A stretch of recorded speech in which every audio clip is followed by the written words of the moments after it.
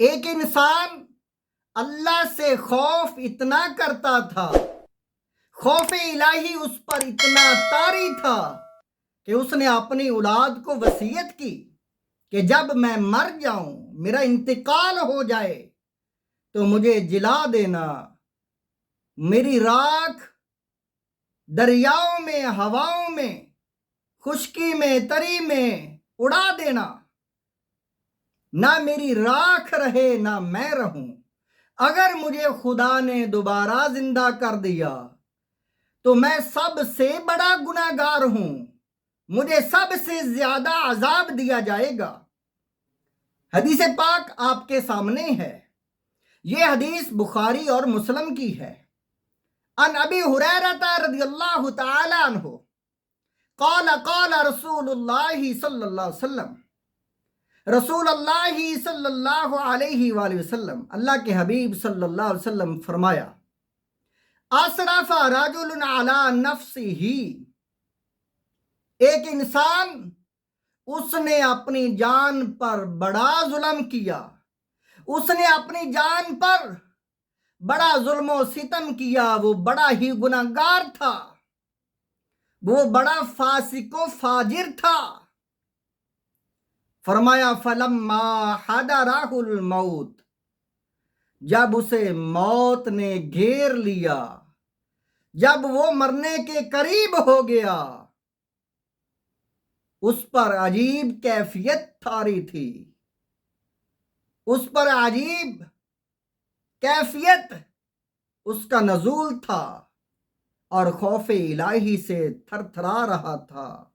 کانپ رہا تھا۔ اس نے اپنی اولاد کو اکٹھا کیا اور وصیت کی، فرمایا اوصا، فرمایا اس نے وصیت کی بنی ہی اپنے بیٹوں کو، اذا مات فحرقوہ، فرمایا جب اس نے وصیت کی اور کہا کہ جب میں مر جاؤں، میں فوت ہو جاؤں، مجھے جلا دینا، میری سوا میری راکھ اڑا دینا،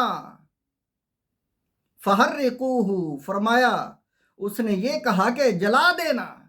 ثم اذروا نصفہ فی البر ونصفہ فی البحر، دریا میں اور ہوا میں جب تیز ہوا آ جائے میری راکھ کو اڑا دینا اور آدھی کو پانی کے سپرد کر دینا، دریا میں بہا دینا۔ فواللہ، قسم ہے خدا کی، اس نے کہا قسم ہے خدا کی، لئن قدر اللہ علیہ، اگر مجھے اللہ نے دوبارہ زندہ کر لیا، اگر وہ قادر ہو گیا مجھ پر دوبارہ زندہ کرنے کے، یعنی لَيُعَذِّبَنَّهُ عَذَابًا، تو مجھے ایسا عذاب دے گا، مجھے ایسی مار پڑے گی، لا يعذبه احدا من العالمین، پوری دنیا میں میرے جیسا گناہگار نہیں ہے، میں سب سے زیادہ عذاب کا مستحق ہوں، تو اس لیے مجھے سب سے زیادہ عذاب ملے گا۔ تو ایسا کرنا کہ میری راکھ کو اڑا دینا، آدھی کو بہا دینا، تاکہ میں دوبارہ زندہ نہ ہو سکوں۔ فلما مات الرجل، جب وہ آدمی مر گیا، اللہ کے نبی صلی اللہ علیہ وآلہ وسلم نے فرمایا، بخاری اور مسلم کے حدیث آپ سن رہے ہیں، فرمایا جب اللہ کے حبیب فرمایا جب وہ مر گیا، فعلوا ما امرہم، جو اس نے کہا وصیت کی وہی کیا اولاد نے، فامر اللہ البر فجمع ما فیہ، خدا نے حکم دیا اے خشکی تمام ذرے اس کی راکھ کے اکٹھے کر دو، وامر البحر، دریا کو حکم دیا اے دریا فجمع ما فیہ، اس کے ذرات راکھ کے واپس کر دو، رب نے حکم دیا تو وہ انسان دوبارہ زندہ ہو گیا۔ ثم قال لما فعلت ھذا، خدا نے پوچھا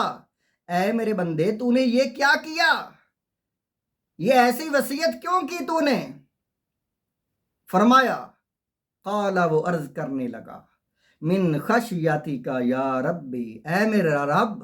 میں تجھ سے بڑا ڈرتا ہوں، میں نے اس لیے کیا کہ میں تیرے سامنے پیش نہ ہو سکوں۔